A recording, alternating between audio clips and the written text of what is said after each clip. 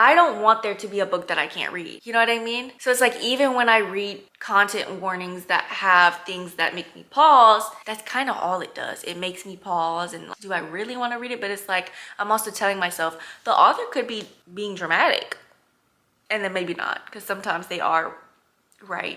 Hey, welcome back to my channel. I have my eye on a few books that I want to read, but they're short, so of course I'm gonna binge them.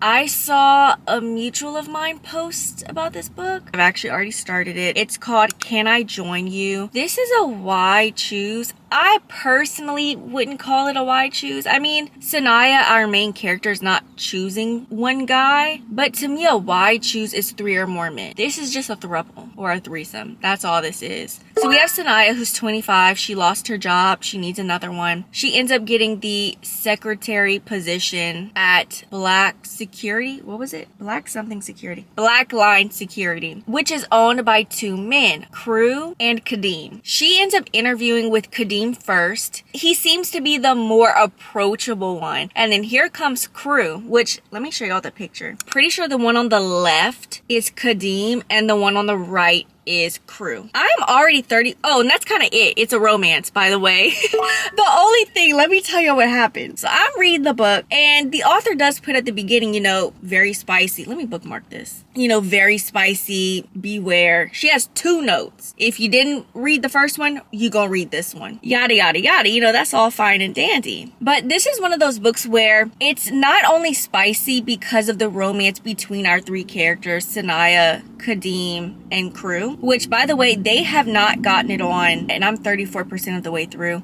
We're close to getting there, but we have actually had some spicy scenes. We've already had 2 solo scenes with Sanaya, and we've had maybe 2 or 3 scenes with Kadeem and Crew with other women. And then we just had Kadeem solo, not solo like by himself, but solo like with another woman. That brings me to what I like about this book. I can't tell y'all how many books I've read. Most of the time it's our MMC with another woman, and they're disgusted and they just call, let me just get it out. This person is very easy. I'm not gonna lie, I hate that kind of talk. This book is not like that. Even the extra people that we've gotten, you know, that's not our FMC, they still talk nice about them. And I really like that. I didn't notice that I didn't really like that in other books when they just talk bad about these women until I read one where they don't do that. And it's like, oh, this is like a breath of fresh air. It is short, but we have some action. So we do have a bit of a storyline here. You know, it's not just going to be about sex. I'm actually enjoying it. And the reason why I'm a little surprised is because at the beginning of the book, I could tell that this was one of those books that I wasn't a big fan of because I don't like a lot of detail in my books. That sounds stupid, I know, because a book needs to have some detail so you can visualize, but I don't like that. And I should have bookmarked it, but I remember it was at the beginning of the book. So this is the very first paragraph. I'm not too mad at this because now looking back at it, it makes sense why it was so detailed. We start with Sanaya, and it says, I stood in front of the full-length mirror in the corner of my room, tugging on the zipper of my dress. I swore everything that could go wrong this morning did. It began when my clock didn't... Oh yeah, and there are some mistakes in here. Tell me if this makes sense. I've never heard someone say this. I have never said this in my life. It began when my clock didn't alarm. You mean when you clock like that? When your clock didn't go off? Anyways, let's continue. And I woke up 20 minutes late. Then, after a quick shower, I walked into my kitchen only to realize I'd forgotten to grab coffee when I went to the grocery store the day before. Now here I was struggling with this damn zipper when I needed to be walking out the door right now. I don't like that, which that's probably not the best example because it makes sense why that was so detailed. She's telling you everything that went wrong. Next page, I twisted my arm behind my back again, fingers fumbling as I tried to pull it up the rest of the way. She's talking about her zipper, but it wouldn't budge. It was stuck right in the middle like it knew something that I didn't. That's not necessary to add that. I didn't need any more extra stuff going on, not this morning. Not when I was on my way to... So you see what I mean? I just don't like that kind of extra stuff. And it doesn't seem so bad because I'm just reading one little paragraph out of the book. But when I keep seeing this in different paragraphs, it's annoying. However, I'm really enjoying the story.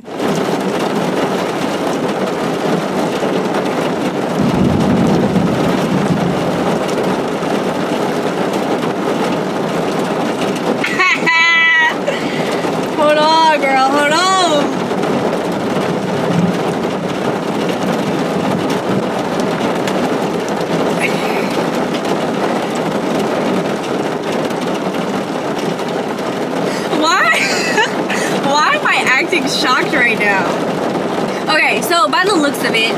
I've gotten to the first spicy scene with all three of them. I also forgot to mention, going into this, I did not know it was an MMF. I forgot what scene it was with Kadeem and Crew were intimate with someone else, and then I was like, oh, it's MMF. Let me tell y'all what it was. I think I highlighted it for that, and then I wrote my note as, oh, yeah. So, at the very beginning of the book, I don't know whose point of view this was, but they're recounting how Kadeem and Crew got together in the first place. And one of them was eating their girlfriend's cooter, and then it says, while he me from the back, and I said, oh, it's MMF, which, if y'all know me, y'all know that, is there flying here? No. If y'all know me, it's lightning McQueen. That's how I like my books. If it's gonna be some kind of white shoes, a throuple, a threesome, a quadruple, whatever, I do like my swords to cross, just because I like everybody to be together. I mean, unless walking like he ain't got nowhere to go. I mean, unless they're siblings or something, like related, which that's its own thing, but they're not related in here. We can get it on, and they're getting it on. One of the things that I like in here is that it was a surprise. She basically catches them.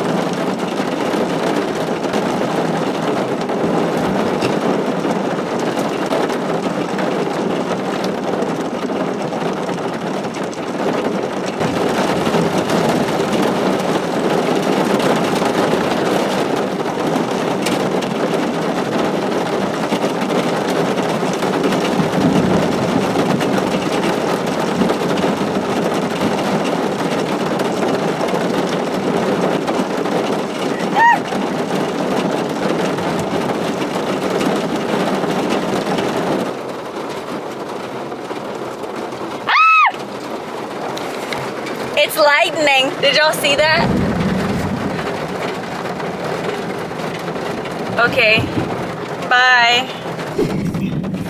One more thing, because it's almost time for me to go in. I finally got to a part where that detail that I don't like is just all throughout the page. So I'm gonna read this part. I pulled up to Nazuri's, that's her best friend's house. I pulled up to Nazuri's, pulled into her driveway, and got out the car. I walked inside, already knowing that the door was unlocked. I could smell the weed the moment I walked in, and I called out to her as I closed the door. She yelled back from her bedroom, telling me that she would be ready in 5 minutes.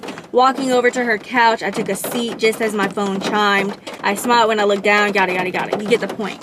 What I don't like about that is, because to y'all, that might sound normal. When I read that type of detail in my head, it comes off like a robot, like a play. And you know how when you're reading a screenplay or whatever, a playwright, I don't know, and it's like, this is person A, this is their line. Person B, this is their line. And then like in italics, it'll say, person A says this as they are sitting down, as they are pulling out their chair and going to sit down. It comes off like that, like everything is written to where you can picture it, and I don't like that.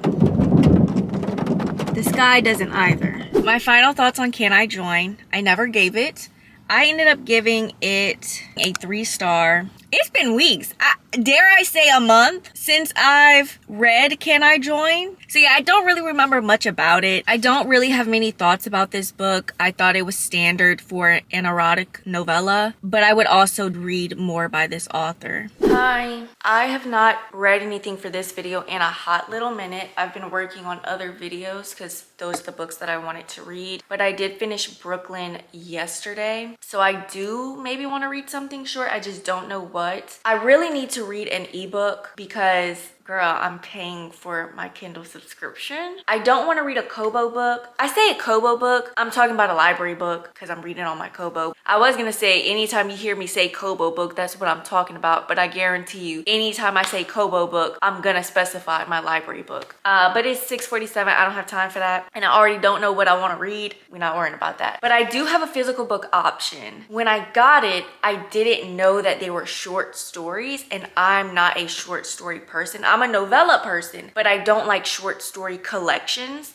And I think that's what this is. I have The Secret Lives of Church Ladies. This was in my library video. When I saw it, I was like, I don't know, because it looks like a classic. It's not a classic because it came out in like 2020. But there's something about this book, and I mentioned that in that video, it looks like a classic. The size of it, right? It's not the size of a regular book. It's small, it's short. And then look at the font. There's just something about, because I'm at the beginning of the book. There's just something about it. It's giving classic. It's giving something that I would have read in school. But I did read a few pages and I am liking the first story, which is Eula. So I might bring that today. I think today I really want to focus on editing though, since I finished a book yesterday. There's no need for me to rush into something else. I also tried to look at some of these Kindle books that I have. I downloaded 2 yesterday. One is called Wrong Door. Are they both? Oh, this one's by Nicole B. John. This is a short psychological horror, and I was reading the trigger warnings. I'm a little scared. It says it contains disturbing themes, including sexual assault, psychological abuse, manipulation, mental illness, institutionalization, drug facilitated assault, graphic emotional trauma. What's going on in here? And the book is like 60 pages. What all is about to be in here? But I did read a few pages, and chapter 1 starts with this woman who's with 2 other guys. One is her boyfriend, one must be just a friend of the guy, and they're going rob somebody. And isn't it called, oh, it's called Wrong Door. So they probably about to be knocking on the wrong door. It's one of those things where it's like, I don't want there to be a book that I can't read. You know what I mean? So it's like, even when I read content warnings that have things that make me pause, that's kind of all it does. It makes me pause and like, do I really want to read it? But it's like, I'm also telling myself, the author could be being dramatic. And then maybe not, because sometimes they are right. The other one that I downloaded is called Unhealthy Love by Octavia Grant. I have read multiple books by Octavia Grant. I think this is gonna be my 5th one. There's something about her books that always fall off for me at some point towards the end. This novella is not for the faint of heart, a book so twisted and taboo filled, you'll find yourself running to the nearest altar to pray. Oh, I didn't read all that. Some affairs are so heinous that, see, that makes me want to read it. I have it downloaded. Let me see, let me flip through the beginning of the book for a second. Unhealthy Love, a Dangerous Obsession. Oh, is this content warnings? No. Oh, right here. Oh, this book contains subjects pertaining to, can I say that on here? R word. I know people hate when you say that. I don't know what you can say on YouTube. Incestual affairs and castration. What's going on? I don't know if I want to read this one. And I think it's a good length, book length. I think it's like, what, like the other book, it's only about 50 something pages, 60 something. So it's like a novelette. This one's like a novella, like 130 something. Let me see what the reviews are saying actually. 133 pages. Someone says disturbingly good. Let me start by saying this was for entertainment purposes only. I'm gonna read this review. If you expect a deep dive into very taboo subject matter, this isn't the read for you. That being said, this book has some very deeply disturbing themes. Oh, I don't know, y'all. The people are hyping it up. Okay, someone said, I did read the reviews before reading this book. I said to myself, this book can't be that bad. From the first sentence to the last, my jaw never left the ground. The mind is truly an unbelievable thing. This is an example of how childhood trauma affects several lives. Good luck in reading this book. And she gave it a 5-star. Okay, someone said from the first sentence. What's the first sentence? Ooh. What? We're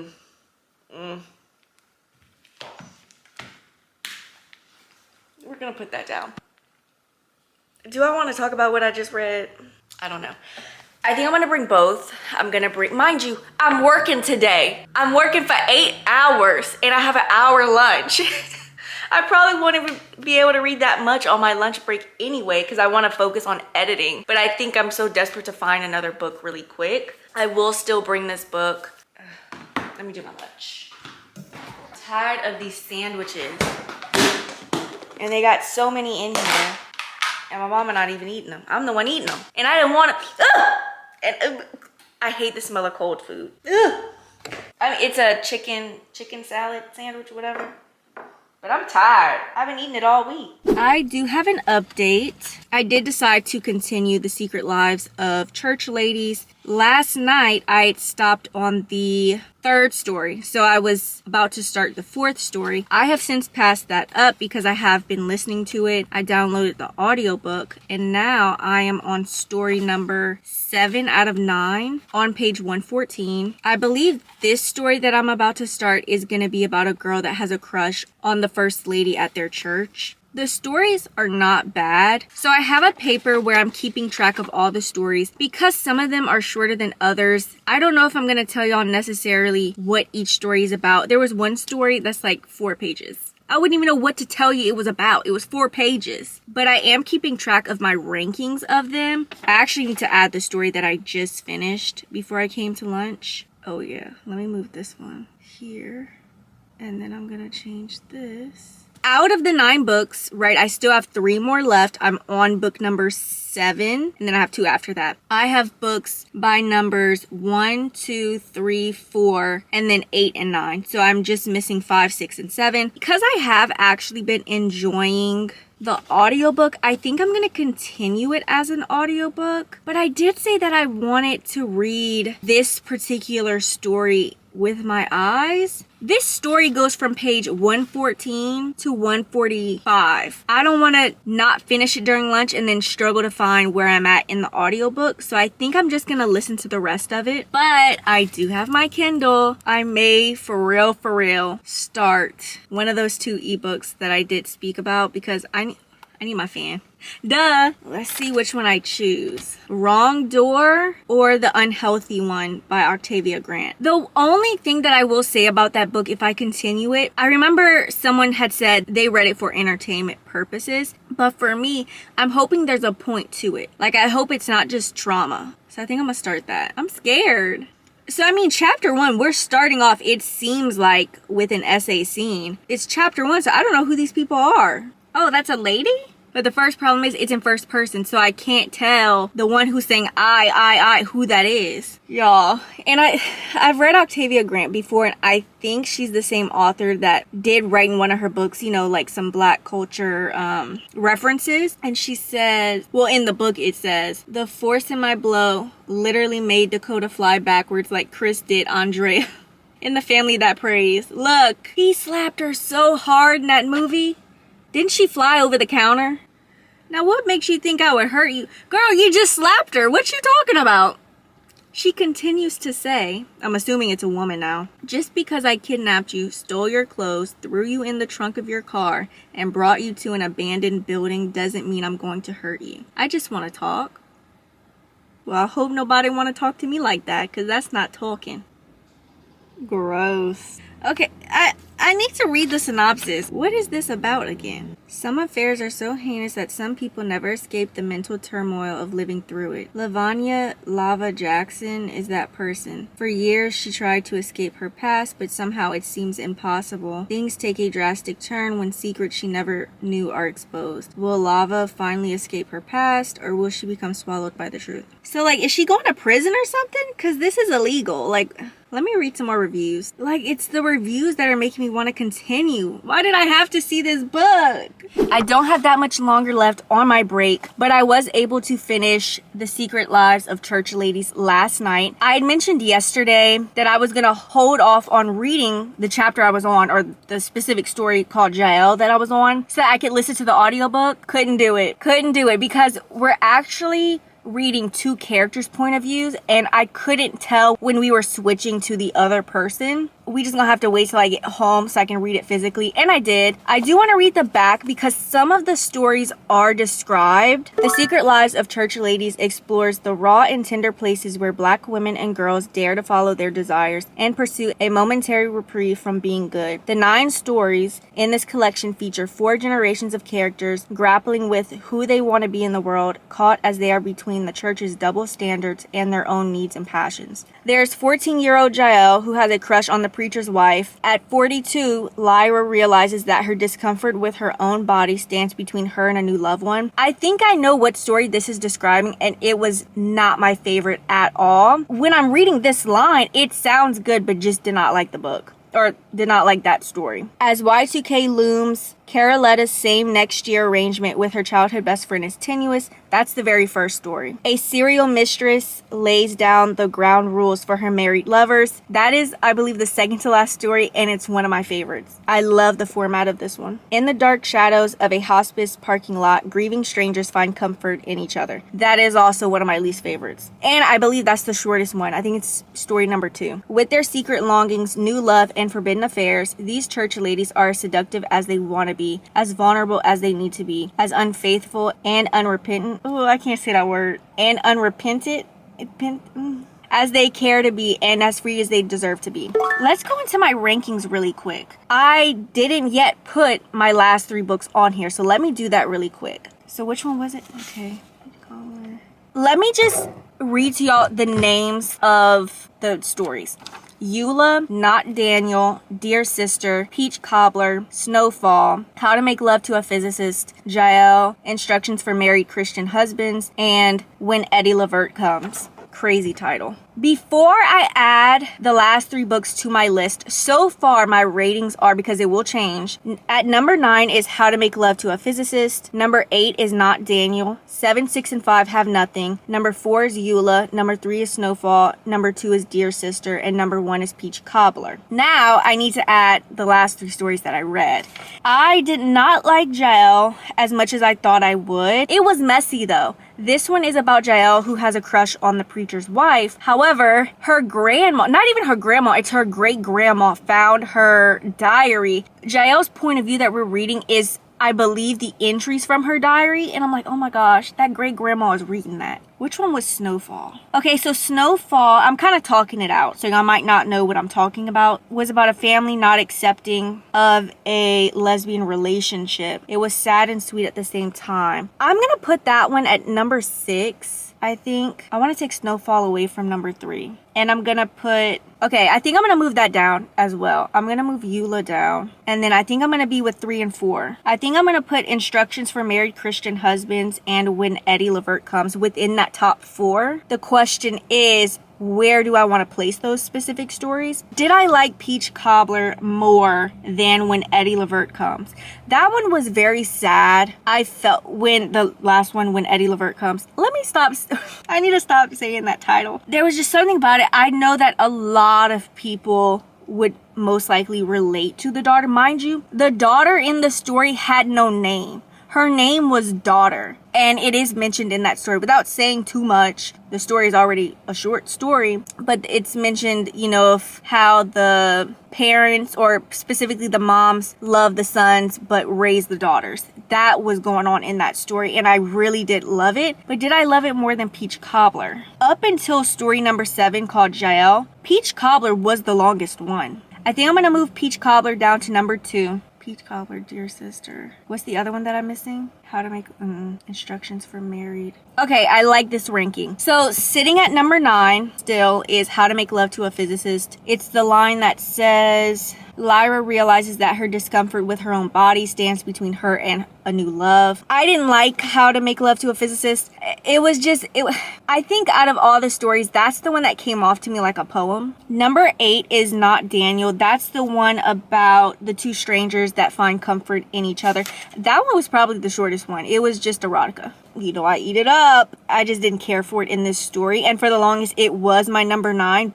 Number 7, and it is book number 7, I would put Jael. That's the one, the grandma reading the diary. It wasn't bad. I wouldn't be surprised if other people enjoy the story. This one involves a 30... Oh, yeah. I remember the end. But this one involves a 35-something-year-old man that is into Jael and her friend Cashel, I think is the name. Mind you, one of them lied to him and said that they were 16. Already, that's illegal. They're not even 15. Well, Cashel, or whatever her name is, just turned 15 a few weeks prior. Jael still has 6 months until she's 15. But still, I mean, that's already illegal, you know? The ending was like, oh, what's going on? But still, it just wasn't a favorite of mine compared to the other stories. Snowfall is going to be at number 6. This involves a lesbian couple. Number 5 is Eula. That is the very first book. And if you've seen my library video from like, I don't know, 2 or 3 weeks ago, I had picked this book up and I was skimming my way through the book. And there's a clip of me reacting to what I'm reading. And it's kind of like, and that was from story number 1. I want to say it was from page 3 because it's something about cotton panties. I was like, oh, wait a minute. Is this going to be a little raunchy? Some of the stories are, I mean, there's sex in here. It's just short, but I will say for the length that one is, because again, that one's already not that long. It was good. Number 4 is going to be instructions for married Christian husbands. That is the one that says a serial mistress lays down the ground rules for her married lovers. I enjoyed it. It's literally instructions for the men that are going to be going to her and want to spend a night with her. Number 3 is Dear Sister, and I want to say it is story number 3. Yes. This is about a girl writing to her sister that they just found out about, her and her other sisters, after the dad has passed. Number 2 for me is going to be Peach Cobbler. Again, for the longest, that was my number 1. I don't even know how to describe Peach Cobbler. I had so many emotions while I was reading that one. I felt for our main character. Sitting at my number 1 is When Eddie Levert Comes. Both stories evoked the same emotions from me. For them to be short stories, and mind you, I think those two are the longer ones in here, but it's still a short story. Let me see. Peach Cobbler starts on page 39, ends on page 74, and When Eddie Levert Comes starts on 156 and ends on 176. I'll do the math later. I am so happy that I read this book. The only thing that was kind of confusing, I couldn't really tell what time we were in. I mean, the back does say we have like 4 generations of Peeps. The first story I know takes place not only in 1999, but more specifically December 31st, 1999. That one was New Year's Eve, and that's the Y2K looms, whatever, from the back. One of them I know spoke about the 80s. But it was just such a good book, and I'm so proud of myself that I got out of my comfort zone to read this, because I already don't like short stories. I hate short story collections. But even the stories that I didn't like, I still enjoyed reading. And I think the plus side to reading this, they were all by the same author. I hate the short story collections that are collabs between different authors, because not every author writes the same, but this is one author writing all of these, and I really enjoyed that. I will be giving my final thoughts on a few other things. I was able to read the book by Octavia Grant. I read that maybe 2 weeks ago, and then I did finish Wrong Door last night. I really have nothing to say about Unhealthy Love. That's what it's called, by Octavia Grant. I did not even give it a rating. I will not be giving it a rating. I don't even know what to tell you. There was a point to the story, so I did like that. I was like this. I have no I don't know what to tell y'all about the book. And then I finished. I didn't even put that I'd even read it. Dang. Wrong Door. Wrong Door was not what I was expecting whatsoever. I think I will give it a 2-star though. A 2-star meaning more of a 3. I rate obviously off a scale of 5, but usually with novellas, my 4 stars act as my 5, so I do a 4-star. Oh, it does say psychological horror. Oh, I forgot.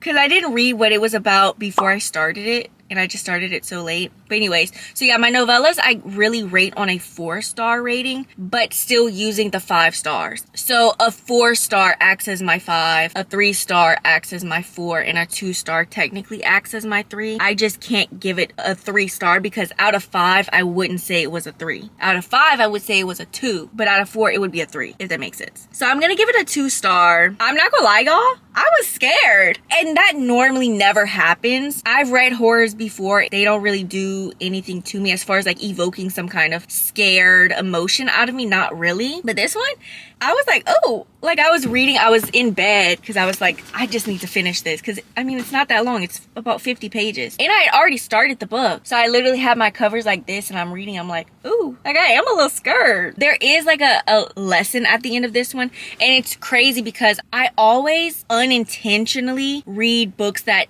give off the same vibe. So like I would definitely compare this book to The Obsession, whatever, the one that I just spoke about by Octavia Grant. They were just done in different ways. If I didn't already read the synopsis, I will read it real quick. Rochelle thought she knew the man she loved. She trusted Tevin with her heart, her future, even enough to help him pull one last robbery inside a house in North Philly that should have been empty. It wasn't. The deeper they make it into the house, the stranger things become. The walls seem to know Tevin's secrets. Voices call out things Rochelle was never supposed to hear. Every locked door uncovers another piece of a double life her boyfriend spent months hiding. Now she doesn't know what's more terrifying, the house that refuses to let them leave, or the man she's been sleeping beside. Some secrets die with people, others wait behind the wrong door. I'm not gonna lie, after reading the synopsis again, oh, do I want to give it a 3-star? Because I feel like I'm giving it a 2 because yes, I was scared, but also I was confused as hell. But now after reading the synopsis,